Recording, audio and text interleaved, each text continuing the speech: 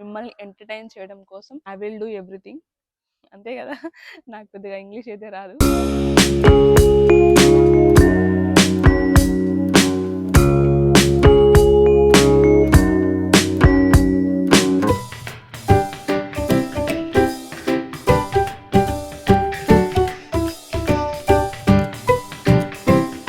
Hi guys, welcome to my channel. ఎలా ఉన్నారు అందరూ? నేను చాలా బాగున్నాను. మీరు కూడా బాగుండాలని మనస్ఫూర్తిగా కోరుకుంటున్నా. చాలా డేస్ నుంచి అనుకుంటున్నా మన ఛానల్లో వీక్లీ ఒక ఫుల్ వీడియోతో రావాలి అని, బట్ అస్సలే కుదరట్లేదు. షార్ట్స్ లో చూసే ఉంటారు, బతుకమ్మ పండక్కి నేను అమ్మ వాళ్ళ ఇంటికి వచ్చాను అని చెప్పాను కదా. మాటల్లో పడి అడగడం మర్చిపోయాను. కొత్త వాళ్ళు ఎవరైనా మన వీడియోని ఫస్ట్ టైం చూస్తే కనుక ప్లీజ్ ఛానల్ ని సబ్స్క్రైబ్ చేసుకోండి. యాజ్ యూజువల్ మన సబ్స్క్రైబర్స్ వ్యూవర్స్ వీడియోకి మాత్రం లైక్ ఇవ్వడం మర్చిపోవద్దు. మీరు ఇచ్చే లైక్ ఈ వీడియోని ఇంకొంతమందికి రీచ్ చేస్తుంది. అలాగే వీడియోకి హైప్ ఇవ్వండి. ప్రీవియస్ వీడియోలో చెప్పాను కదా బతుకమ్మ పండక్కి అమ్మ వాళ్ళ ఇంటికి వచ్చాను అని. ఓర్ని, అసలు నేను వచ్చినో రాలేదు. వచ్చిన రోజు నైట్ నుండి ఒక్కటే వాన దాదాపు 5-6 రోజుల కాంచి కంటిన్యూస్ గా పడుతూనే ఉంది. డే టైమ్ లో అలా అప్పుడప్పుడు కెరిపిస్తాంది, మళ్ళీ మబ్బు చేసి వర్షం పడుతూనే ఉంది.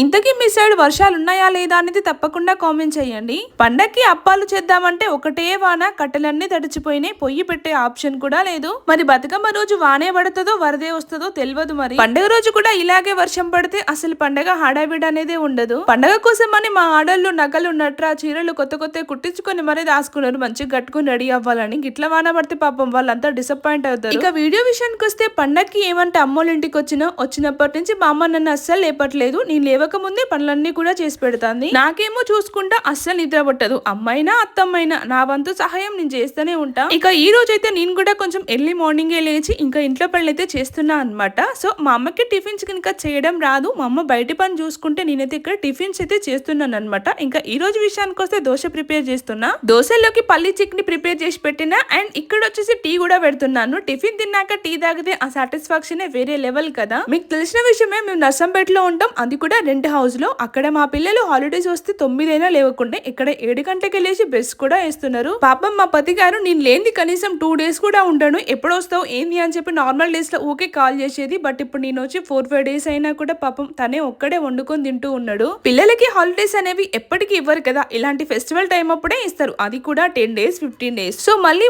ఇలా లాంగ్ టైం హాలిడేస్ ఇవ్వరు కదా అని చెప్పేసి ఇంకా అమ్మ వాళ్ళ ఇంటికి రావడం అయితే జరిగిందనమాట ఫెస్టివల్ కి. లేదంటే 2 days ముందే, ఐ మీన్ సద్దుల బతుకమ్మ రేపు ఎల్లుండి అనగానే వచ్చేదాన్ని. కానీ నా మనసంతా మా ఆయన దగ్గరే ఉంది. పాపం ఏం వండుకుంటున్నాడో ఏం తింటున్నాడో అని. తనకి కర్రీస్ కానీ ఫుడ్ ఉండడం కానీ తనకి ఏం తెలీదు. వచ్చిందల్లా ఒక ఎగ్ పొడం ఒకటే, దాన్నే ఆనంగినంగా వండుతాడు. మళ్ళీ అప్పుడప్పుడు అనిపిస్తా ఉంది, అబ్బా వేస్ట్ గా వచ్చిన పండుగ రేపనంగా వచ్చినా అయిపోతాను, ఒక్కడు ఎట్లా వండుకుంటున్నాడు ఏమో అని ఒక్కటే ఆలోచన. అందరింట్లో ఏమో కానీ మాకైతే 99% కూరల దగ్గరనే గొడవ అవుతుంది, నాకు మా బావకి. కానీ ఎంతైనా మనిషి లేకుంటే ఆ విలువేంటో ఇలాంటి టైంలో తెలుస్తుంది, అంతే కదా. ఇది మా పెద్దనే వాళ్ళ రూము. బయట హాల్లో, ఐ మీన్ లివింగ్ రూమ్ లో చాలా చల్లగా వస్తుంది నైట్ పడుకునే టైంలో. అంటే వర్షాలు కూడా పడుతున్నాయి కదా, అందుకోసమే ఈ రూమ్ లో కొంచెం హీట్ ఉంటది అని చెప్పేసి పిల్లలతో సహా ఇక్కడే పడుకుంటున్నా. మా పెద్దనయ్య లీవ్స్ కి ఇంటికి వచ్చినప్పుడు మేము కూడా అప్పుడప్పుడు వస్తాం కదా, అప్పుడు మేమైతే ముందు రూమ్ లోనే పడుకుంటాం అనమాట. మాకు బెడ్ కాకుండా నార్మల్ గా విడివిడి మంచాలు 3-4 ఉన్నాయి. సో ఆ మంచాలు వేసుకొని అమ్మ పిల్లలు మేము అందరం పడుకుంటాము. అమ్మ వాళ్ళ ఇల్లు 4 రూములు, వెనక 2 రూములు స్లాబ్, ముందు 2 రూములు రేకులు అనమాట. అయినా మా అమ్మ వాళ్ళ హోమ్ టూర్ వీడియో చూసే ఉండొచ్చు. సో ఆ వీడియోలో మీకు క్లియర్ గా చూపించాను కదా. ఇంకెవరైనా చూడని వాళ్ళు ఉంటే ఈ వీడియో కింద డిస్క్రిప్షన్ లో ఇస్తాను, ఒక్కసారి ఇంట్రెస్ట్ ఉంటే చెక్ చేయండి. అయితే ఇక్కడ దోశలు పోస్తున్నాను, బట్ ఎంత పర్ఫెక్ట్ గా వేసినా కూడా అస్సలు రావట్లేదు అనమాట. ఎందుకు రావట్లేదు ఏంటి అని చెప్పేసి నాకైతే పెద్ద హెడేక్ అయింది. నార్మల్ గా మేము రూమ్ లో డైలీ అప్పుడప్పుడు చేసుకుంటూనే ఉంటాము టిఫిన్స్, సేమ్ అదే ప్రాసెస్ లో ఇక్కడ కూడా చేసిన, కానీ అస్సలు రావట్లేదు. మరి పెంక ప్రాబ్లమా, లేదంటే పిండి ప్రాబ్లమా, లేదంటే నాలో ఏమైనా ప్రాబ్లమా అనేది మాత్రం అస్సలు తెలుతలే. ఇక చూసి ఒక ఆనియన్ ముక్క కట్ చేసి దాన్ని కూడా రుద్ది ఆయిల్ పోసి తర్వాత దోశ పిండి వేసిన, అయినా కూడా సరిగ్గా రాలేదు. అలా ఒక 4-5 దోశలు అయితే ఖరాబ్ అయిపోయినాయి, వేస్ట్ అయిపోయింది. అబ్బా నాకైతే మస్తు టాస్క్ అనిపించింది. వేస్ట్ కూడా చేస్తున్న దోశలు, చక్కగా అన్నం కూర వండుకున్నా కూడా ఈ పాటికి తినటోళ్ళం కదా అనిపించింది. ఫస్ట్ వేసిన ఒక 4-5 దోశలు సరిగ్గా రాలేదు, ఇక తర్వాత అయితే పర్ఫెక్ట్ గానే వచ్చింది. నేను ఎట్లేసినో అట్లనే వచ్చింది. కామన్ గా అప్పుడప్పుడు ఇలా జరగడం సహజమే, కానీ నాకైతే ఎప్పుడు ఇలా జరగలేదు. నేను చేసినప్పుడు మా అమ్మోళ్ళని ఇక్కడ చేసినప్పుడే అవుతుంది. మేబీ అది పెంక ప్రాబ్లం అని చెప్పేసి అనుకుంటున్నాను. అంతకుముందు ఒకసారి చేశాను ఇక్కడనే, అప్పుడు కూడా దోశలు అస్సలు రాలేదు, వేయంగా ఒక 4-5 వేసిన తర్వాత మంచిగా వచ్చినాయి. మీకు ఎప్పుడైనా ఇలా జరిగిందా అనేది కామెంట్ చేయండి. నేనైతే పెంక ప్రాబ్లం అని చెప్పేసి అనుకుంటున్నా. మరి మీకేమైనా తెలిస్తే నాకు కామెంట్ చేయండి. విలేజ్ లైఫ్ ఒక విధంగా ఉంటది, సిటీ లైఫ్ వేరే విధంగా ఉంటది. అక్కడ టెక్ ఇక్కడ చూపించదు, ఇక్కడ టెక్ అక్కడ చూపించొద్దు. వాతావరణాన్ని బట్టి మనము మారాలి. నేనేమైనా సోదిగా మాట్లాడితే చెప్పండి, I will definitely change my way of talking. నిజం చెప్పాలంటే పల్లెటూరి వాతావరణమే వేరే లెవెల్ కదా. పొల్యూషన్ అసలే ఉండదు గాలిలో. అదే సిటీలో అనుకోండి చాలా డస్ట్. ఇంతకీ బతుకమ్మ పండగకి మీ అమ్మ వాళ్ళ ఇంటికి వెళ్ళిలా లేదా అనేది నాకు కామెంట్ చేయండి. నెక్స్ట్ ఇయర్ బతుకమ్మ పండగ వరకు మన ఛానల్ మంచి గ్రో మీద ఉండాలి. నేను ఫ్లాప్ అవ్వాలన్నా హిట్ అవ్వాలన్నా దానికి కారణం మీరే. మీ సపోర్ట్ ఉంటే నేను ఏదైనా చేయగలను. ఈసారి పండగకైతే షాపింగ్ చేయలేదు. నార్మల్ గా పిల్లలకి 2 జతలు తీసుకున్నాము. మనం ఎట్టున్నా ఏం కాదు కానీ పిల్లలు మంచిగా ఉండాలి కదా, సో అందుకోసమే వాళ్ళ వరకైతే తీసుకున్నాం. గత 2 years నుంచి ఫెస్టివల్ కి పక్కా షాపింగ్ చేయాలి అనే రూల్ ఏమీ లేదు. బడ్జెట్ ఉంటే తీసుకుంటా, లేదంటే లేదు. అడ్జస్ట్ అవుతూ వస్తున్నా. లాస్ట్ ఇయర్ బతుకమ్మ పండగ ముందు నాకు కిడ్నీ ఆపరేషన్ అయింది. అంటే కిడ్నీని తీసేయడం కాదు, నాకు కిడ్నీలో స్టోన్ ఉండే అనమాట. స్టోన్ రిమూవ్ చేయడం వల్ల చిన్న సర్జరీ చేసిళ్ళు. దానికి మాకు 1 lakh దాకా ఖర్చు వచ్చింది. 3-4 రోజుల తేడాతో బతుకమ్మ పండుగ రావడంతో ఇక మేము ఎటువంటి షాపింగ్ చేయలేదు. బడ్జెట్ కూడా చాలా నిల్లుండే. ఏదోటి కట్టుకున్నా తెల్లారుతుంది కదా అనే పాయింట్ ఆఫ్ వ్యూలో నార్మల్ గా అంత ముందు కట్టుకున్న చీరనే ఉండి లాస్ట్ ఇయర్ అయితే తీసిన. ఆ ఇయర్ కంటే ఈ ఇయర్ మరీ దారుణంగా ఉంది అసలు. నిరుపేద కుటుంబంలో పుట్టి అప్పులు ఖర్చు లేకుండా అప్పటికప్పుడు కూలిపోయి తిన్నా నయమే కానీ ఈ అట్టిటి కానీ బతుకు మాత్రం బతుకొద్దు నిజంగా చెప్పాలంటే. అప్పులు ఖర్చులు మెయింటెనెన్స్ ఈఎంఐ అనేవి ఎప్పటికీ ఉంటాయి. బట్ అడ్జస్ట్ అవ్వకుంటూ రావాల్సి వస్తుంది. ఈ ఇయర్ బతుకమ్మకి ఒక మంచి సారీ తీసుకుందాం అనుకున్న బడ్జెట్ లో, అది కూడా 1000-1500 బడ్జెట్ లో. ఎట్లాగో ఫెస్టివల్ కాబట్టి సారీ తీసుకున్నామంటే దానికి వర్క్ వేయించుకుంటేనే లుక్ ఉంటది కదా. ట్రెడిషనల్ గా వర్క్ వేయించుకోవడానికే 1500-1800 దాకా అయితే ఇంకా దానికి మ్యాచింగ్ బ్యాంగిల్స్ అని జ్యువెలరీస్ అని వామ్మో నాకే 3-4 వేలు అవుతాయి. అదే 3-4 వేలు పెడితే మా ఇద్దరు పిల్లలకి వానికి 2 వీనికి 2 జతల బట్టలు వస్తాయి. సో అందుకే ఆలోచించి ఇంకా సైలెంట్ అయిపోయాను ఏం తీసుకోకుండా. అప్పుడు ఆషాఢ మాసం ఆఫర్ లో ఒక చీర తీసుకున్నాను అనమాట 500 బడ్జెట్ లో. ఇక అదే చీర ఉంది, సో దాన్నే కట్టుకుంటా. ఇంతకీ మీరు ఈ బతుకమ్మకి షాపింగ్ చేసేలా లేదా అనేది నాకు తప్పకుండా కామెంట్ చేయండి. పరిస్థితులు అనేవి అందరివి ఒకే విధంగా ఉండవు, ఒక్కొక్కసారి మారొచ్చు. బట్ ఎప్పుడు ఒకే విధంగా మాత్రం అస్సలు ఉండదు. ఏంటక్క సోది మాట్లాడుకుంటూ పోతున్నావు, వీడియోకి నువ్వు మాట్లాడే మాటకి కొంచెమన్నా పొంతనుందా అని అంటారేమో. ఎందుకో మీకు చెప్పాలనిపించింది. అంటే ఈవెన్ నాలాంటి సిచ్యువేషన్స్ చాలా మంది ఫేస్ చేస్తూనే ఉండొచ్చు. చిన్నప్పటి నుంచి అడ్జస్ట్ అవ్వడం నాకు బాగా అలవాటైంది అసలు. అయినా కొందరు ఆడవాళ్ళ లైఫ్ ఆఫ్టర్ మ్యారేజ్ ఒకలా, బిఫోర్ మ్యారేజ్ ఒకలా, ఇంకొందరిది ఆఫ్టర్ మ్యారేజ్ బిఫోర్ మ్యారేజ్ ఒకేలా కూడా ఉంటది. ఇలా చెప్పుకుంటూ పోతే ఎన్నో ఉంటాయి. అరే మాటల్లో పడి చెప్పడం మర్చిపోయాను. నేను ప్రెగ్నెన్సీ సిరీస్ స్టార్ట్ చేద్దామని చెప్పేసి అనుకుంటున్నాను. ఐ మీన్ మా ఫస్ట్ ప్రెగ్నెన్సీ, తర్వాత సెకండ్ ప్రెగ్నెన్సీ ఏం జరిగింది, ఎలా జరిగింది అని చెప్పేసి. మీకు ఇంట్రెస్ట్ ఉంటేనే కామెంట్ చేయండి. ఎక్కువ కామెంట్స్, ఎక్కువ లైక్స్ వస్తే డెఫినెట్ గా I will make the video. సాగదీయకుండా, సోది పెట్టకుండా, స్వీట్ అండ్ షార్ట్ గా సింపుల్ గా చెప్పేస్తా. చూద్దాం ఎంతమంది కామెంట్ చేస్తారో.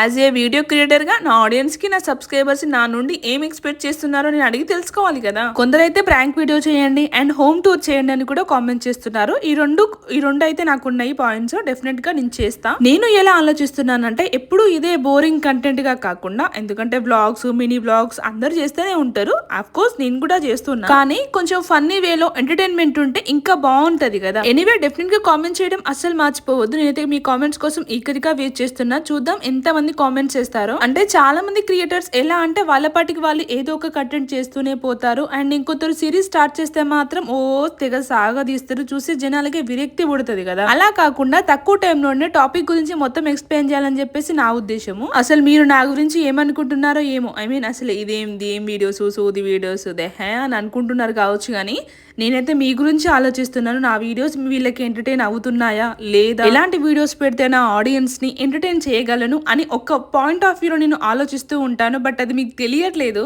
ఎనీవే ఎంతో కొంత నన్ను మీరు అర్థం చేసుకుంటారని నేను గట్టిగా బిలీవ్ చేస్తున్నాను. ఏందో ఏమో ఈరోజు తెలియకుండా నా నోట్లకి ఇంగ్లీష్ పదాలు బాగా వస్తాయి. నా వే ఆఫ్ టాకింగ్ లోనే కొంచెం ఎంటర్టైన్మెంట్ గా మాట్లాడాలి అని చెప్పేసి నా పాయింట్. ఒకరిని హర్ట్ చేయాలనే ఉద్దేశం నాకైతే ఏ రోజు లేదు. నా మీద నేనే సెటర్లు వేసుకోవడం, లేదంటే మా బావ మీద కంటెంట్ క్రియేట్ చేయడం అయితే చేస్తూ ఉంటాను. కానీ ఒక్కరినైతే నేను ఎప్పుడు కూడా నా వీడియోస్ కోసం హర్ట్ చేయలేదు, యూజ్ చేయలేదు. కొందరు ఎలా అంటే సింపతిని గెయిన్ చేయడం కానీ, కామెంట్స్ ని కంటెంట్ గా క్రియేట్ చేయడం కానీ చేస్తూ ఉంటారు. బట్ నేను అన్నిటిని కూడా రిసీవ్ చేసుకుంటా. బ్యాడ్ కామెంట్ వచ్చిందని నేను బాధపడను. ఒకవేళ నన్ను హర్ట్ చేసినా కూడా నేను వాళ్ళని హర్ట్ చేయాలనే ఉద్దేశం నాకైతే ఏ రోజు లేదు. ఒకవేళ మరీ వల్గర్ గా అంటే ఈవెన్ ఇప్పటి వరకు అయితే రాలేదు. ఒకవేళ వచ్చినా కూడా డిలీట్ చేస్తానే తప్ప వాటి మీద రియాక్ట్ అవుతూ వీడియో మాత్రం అస్సలు చేయను.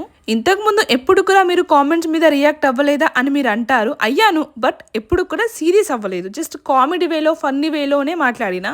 బ్యాడ్ ఆర్ గుడ్ ఎవ్రీథింగ్ ఎవరి ఒపీనియన్ వాళ్ళది కదా. 10 మంది నా వీడియోస్ చూస్తే 10 మందికి నేను నచ్చాలనే రూల్ ఏమీ లేదు. ఒక 5గురికి నచ్చొచ్చు, ఇంకో 5గురికి నచ్చకపోవచ్చు. ఎవరికో నచ్చలేదని మనం అంతటితోనే ఆగిపోము కదా. కొత్త క్రియేటర్స్ ఎవరైతే ఉన్నారో బ్యాడ్ కామెంట్స్ అండ్ నైబర్స్ ని అస్సలు పట్టించుకోవద్దు. ఒకవేళ పట్టించుకున్నారంటే కనుక మీరు ముందుకు రావడం చాలా కష్టం. ఎవరేమనుకున్నా అవసరం లేదు, నాది నేను చేసుకుంటా పోతా అనే పాయింట్ ఆఫ్ వ్యూ తో మీరు ముందుకైతే వెళ్ళండి. సక్సెస్ డెఫినెట్ గా వస్తుంది. నేనేమైనా ఓవర్ గా మాట్లాడి ఉంటే I'm sorry.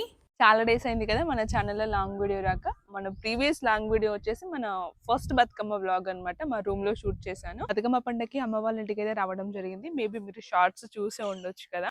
2-3 days కోసారి day by day ఒక ఫుల్ వీడియోతో మీ ముందుకు రావాలి అనుకుంటున్నా. బట్ ఏం షూట్ చేయాలి, అసలు ఏం మాట్లాడాలి, ఏం కంటెంట్ చేస్తే బాగుంటది అని చెప్పేసి నేను కూడా థింక్ చేస్తున్నా. అందుకోసమే ఫుల్ వీడియో చేయడానికి ట్రై చేస్తున్నా. బట్ అసలు నా వీలవ్వట్లేదు అనమాట.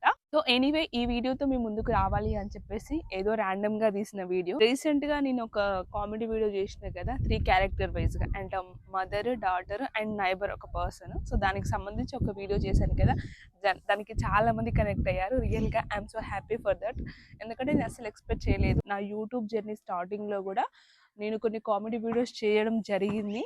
సో దాన్ని బేస్ చేసుకొని ఓకే అప్పుడప్పుడు అంటే ఈ మధ్యలో మేబీ ఈ మధ్యలో నేను ఏమైనా కుకింగ్ రివ్యూస్ ఇవే చేస్తున్నా కదా. సో అప్పుడప్పుడు ఇలా కామెడీ వీడియోస్ చేస్తే చూసే జనాలకి, ఐ మీన్ నా ఆడియన్స్కి, నా సబ్స్క్రైబర్స్కి ఒక కొత్త ధనంగా అనిపిస్తుంది కదా అనే పాయింట్ ఆఫ్ వ్యూలో నేనైతే ఆ వీడియో షూట్ చేయడం జరిగింది. ఇలా మాట్లాడితే బాగుంటుంది, సో మదర్ ఈ డైలాగ్ చెప్తే బాగుంటుంది, అండ్ డాటర్ ఈ డైలాగ్ చెప్తే బాగుంటుంది అని చెప్పేసి నేనే డైలాగ్స్ రాసుకుంటాను అనమాట. సో డిఫరెంట్ డిఫరెంట్ ప్లేస్లో నేను ట్రైప్యాడ్ని అడ్జస్ట్ చేసుకొని వీడియోస్ చేస్తాను. ఈరోజు నేను కొంచెం ఎర్లీగా లేవడం వల్ల చిన్న చిన్న వర్క్స్ చేశాను. లేదంటే నేను లేవకముందే మా అమ్మ అన్ని పనులు చేసేస్తుంది. బట్ టిఫిన్స్ కానీ అవి మా అమ్మకు చేయడం రాదనమాట. సో ఆ టిఫిన్స్ కనుక నేనే చేస్తాను. ఎనీవే ఐ హోప్ మీకు ఈ వీడియో నచ్చుతుందనేసి అనుకుంటున్నాను. ఇంకా మన ఛానల్ ఎవరైతే సబ్స్క్రైబ్ చేసుకోలేదో please do subscribe to Ashwin blogs for more videos. డెఫినెట్గా వీక్లీ వన్స్ ఒక కామెడీ వీడియోతో మీ ముందుకైతే వచ్చేస్తా, మిమ్మల్ని ఎంటర్టైన్ చేస్తా. ఇదన్నమాట ఈ వీడియో మీకు ఎలా అనిపించిందో తప్పకుండా కామెంట్స్లో చెప్పడం అస్సలు మర్చిపోవద్దు. సో డెఫినెట్గా day by day full video చేయడం అనేది చాలా కష్టం. వీక్లీ వన్స్ అయినా కూడా ఒక ఫుల్ వీడియో చేస్తా మిమ్మల్ని ఎంటర్టైన్ చేయడం కోసం. I will do everything. అంతే కదా. నాకు పెద్దగా ఇంగ్లీష్ అయితే రాదు. సో ఇట్లా ఏదో ఒకటి ర్యాండమ్గా మాట్లాడేస్తున్నా. సో ఇదన్నమాట ఈ వ్లాగ్. మరి నెక్స్ట్ వీడియోలో కలుద్దాం. ఉంటాను. బాయ్.